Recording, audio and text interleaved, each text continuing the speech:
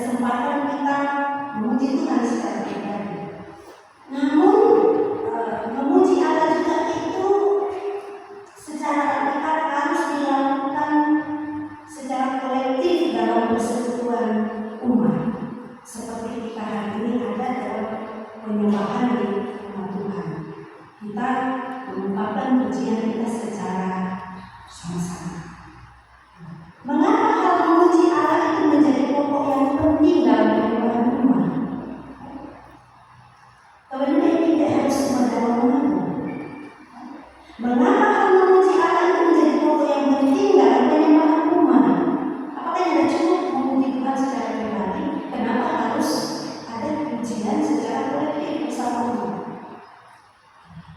Jawabannya, karena Allah menghendaki umat hidup memuji Dia.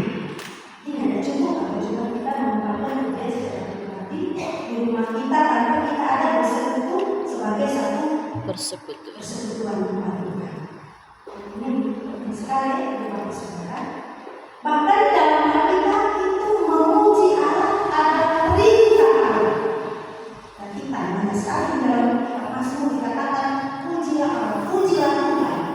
Bukan cuma manusia yang kita memuji Tuhan, tetapi seluruh alam semesta. Nah, banyak ayat dalam Mazmur yang mengatakan pujilah Tuhan. Itu berarti memuji Allah itu perintah.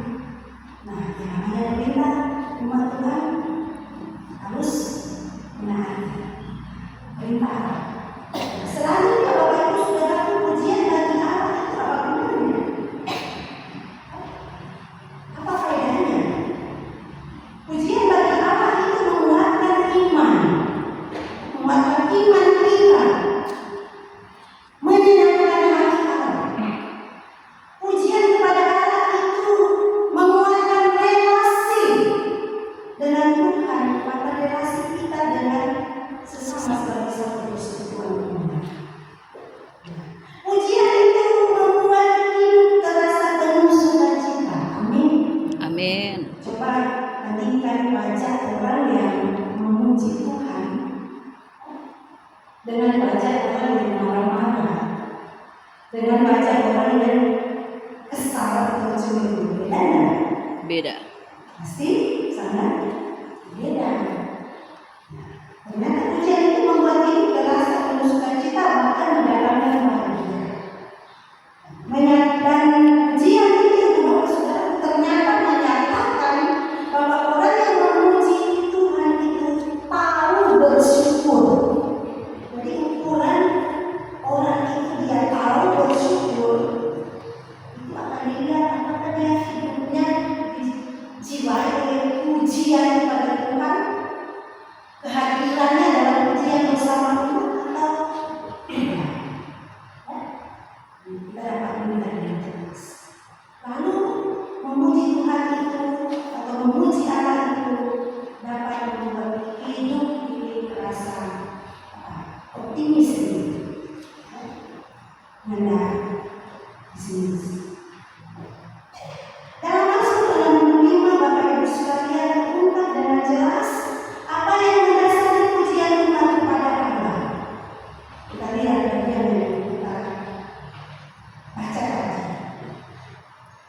Ada 4 alasan atau hal yang mendasar dari pujian umat kepada Allah. Pertama, ayat 2-3 di situ menyatakan bahwa umat memuji Allah karena Allah mendengarkan doa.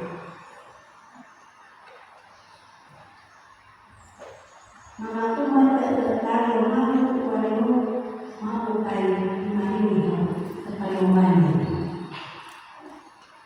Kedua, pujian kepada Allah itu karena Allah mengampuni dosa. Ayat 4-5. Umat berkata, "Mau kepadamu, mau mengampuni, menegari orang dosa." Ketiga, pujian kepada Allah karena perbuatannya yang dahsyat. Ayat 6-9.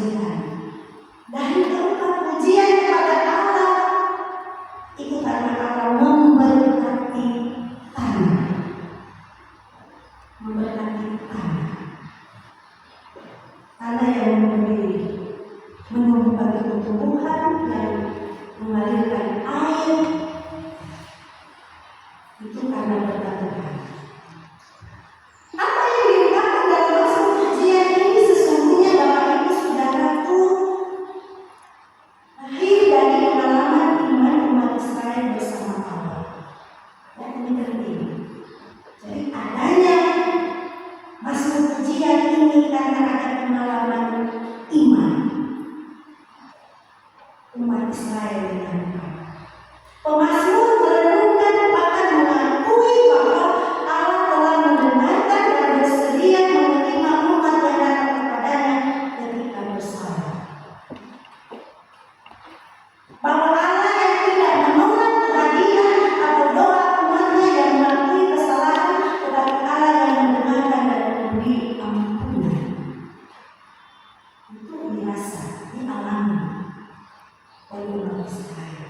Sehingga Allah yang disaksikan Mazmur di sini adalah Allah Sang Pengasih yang penuh rahmat, yang membuka pintu pengampunan terhadap semua orang yang mau datang kepadanya, yang mau berbalik dari kesalahannya. Allah yang tidak pernah menutup pintu bagi manusia. Pertanyaannya, Bapak Ibu Saudara-saudara, berapa banyak orang yang hidup dalam kesadaran bahwa untuk datang kepada Allah?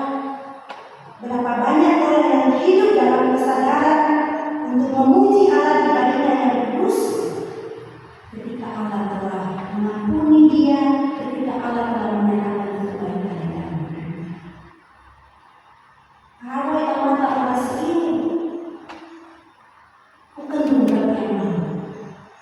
Mendatangkan bagi yang mau memberi kamu sebagai negeri kasih sayang. Puisi, mentah kalimannya, dan mau suara Yesus.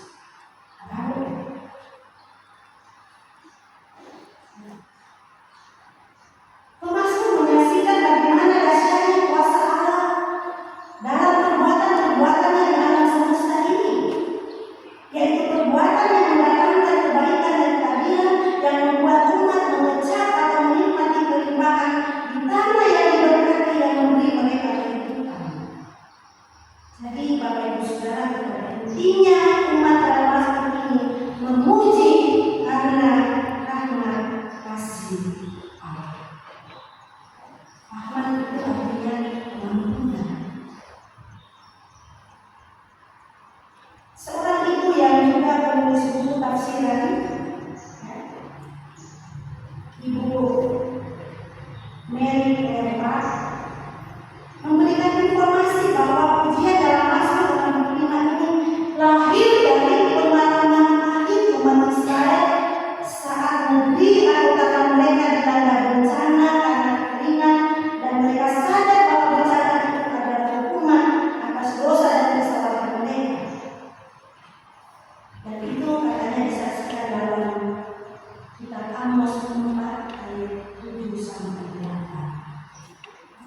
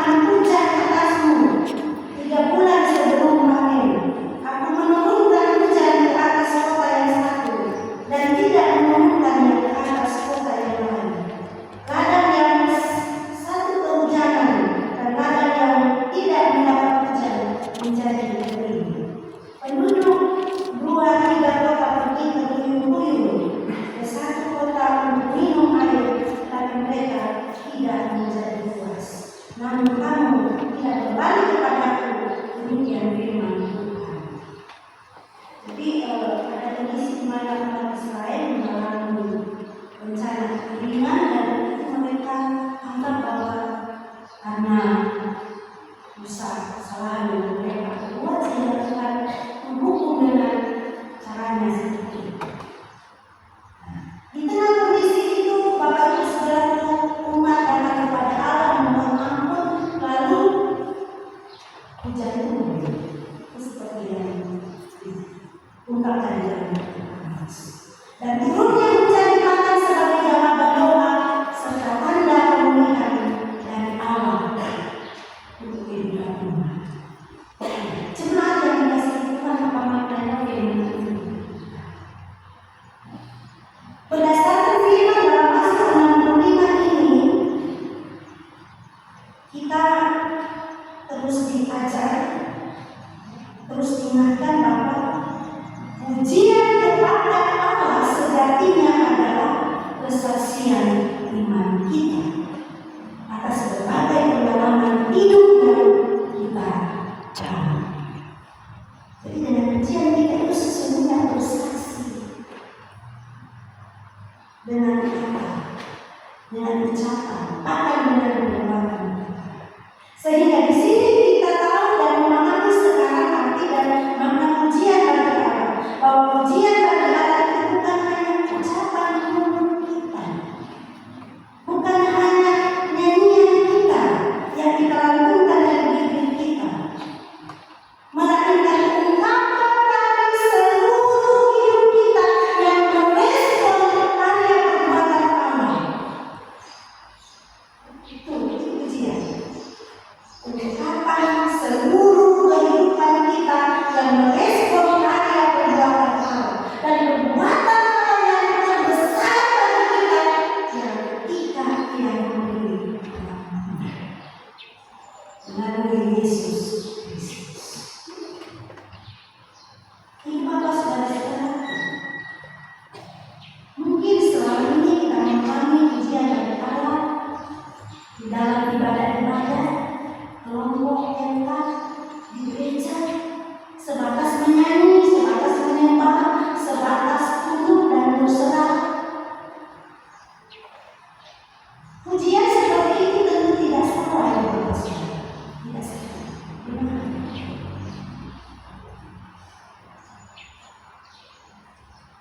Dan pujian seperti itu dapat kita lakukan dengan mudah, dapat kita katakan dengan mudah.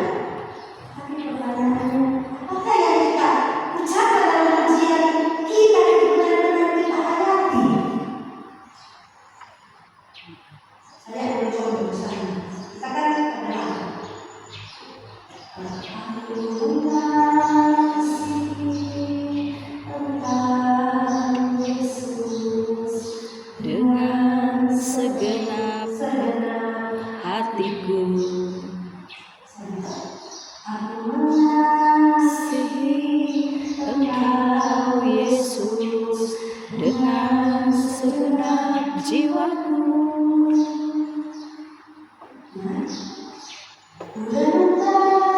Firman-Mu siang dan malam. Betul, siang dan malam berbagi. Orang selalu menyanyikan begitu. Tapi apakah yang kita nyanyikan itu sebagai pujian? Kita betul-betul hayati dalam itu.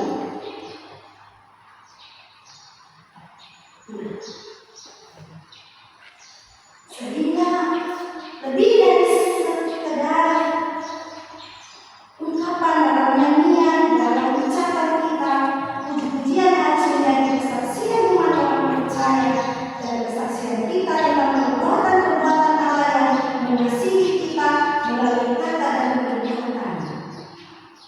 Jadi kalau kita memuji Tuhan, mengatakan mengasihi Tuhan, harus betul-betul mengasihi Tuhan, hidup kita bagi Tuhan, waktu kita bagi Tuhan. Dan juga tentu bukan hanya mengasihi Tuhan, tapi relasi kita dengan sesama hancur. Karena itu memuji Allah adalah tindakan iman yang meneladani kasih Allah Sang Pengampun melalui perbuatan kasih kita kepada sesama. Memuji Allah bukan sebatas menyanyi melakukan Allah dalam hidup kita, tapi lebih dari itu memuji Allah adalah mempersembahkan keberadaan kita bagi Allah.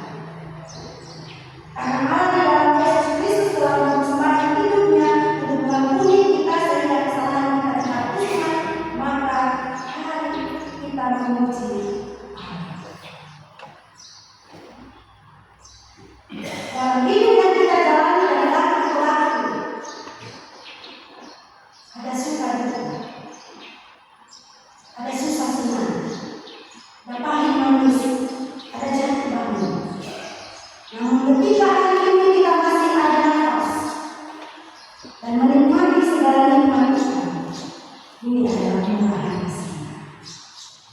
Karena itu biarlah pujian kepada Allah hidup di dalam jiwa kita dan menjiwai seluruh aktivitas kita.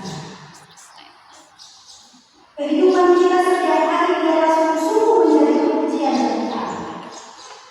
Jangan hanya di bibir kita memuji Allah, tetapi hati kita memperhatikan kebencian dengan permusuhan dengan sesama. Ungkapan pujian bagi Allah harus keras dan mencerminkan relasi yang benar dengan Allah. Kita bersyukur Bapak Ibu sekalian, melalui firman ini kita harus ingatkan dan kuatkan bahwa kita punya Allah yang menyediakan dirinya sebagai Allah yang mendengarkan doa, yang menjawab doa, dan yang memberkati kita bukan hanya dengan berkat materi, tetapi juga dengan berkat rohani. Pengampunan itu berkat rohani yang luar biasa. Tidak cukup. Karena itu bagaimanapun dan apapun keadaan hidup yang kita jalani di hari ini dan di hari-hari yang akan datang, yang pasti Bapak Ibu Saudara Allah ada bagi kita sebagai pemeliharaan. Amin. Amin. Beberapa hari lalu kalau sudah sabar di esok, lalu di Instagram saya sempat mendengarkan video konten di dalam ini. Tahun 2030, kalau orang itu tidak punya emas, pesta emas lagi, Keren. dan tidak punya koin, maka dia akan jadi gembel. Gimana? Betul apa yang dia katakan? Nggak percaya. Betul? Yang Betul orang yang katakan seperti itu. Yang Kita sebagai orang beriman, katanya kalau tidak punya emas, tidak punya koin, itu orang akan jadi gembel. Saya kira ini sesuatu yang salah besar. Hidup kita tidak bergantung pada emas, tapi pada Tuhan. Allah selalu melihat. Jadi sekali lagi kita bersyukur melalui firman ini, kita terus dikuatkan bahwa kita mempunyai Allah yang memberkati kita dengan berkat rohani dan juga berkat materi. Bagaimanapun hidup yang akan kita jalani, pasti Allah ada di dalam hidup kita. Hiduplah setiap hari dengan pujian bagi Allah, dengan rasa syukur atas kasih pemeliharaan Allah, terlebih anugerah pengampunan yang diberikan kepada kita di dalam Yesus Kristus. Merespon anugerah pengampunan, berarti kita harus hidup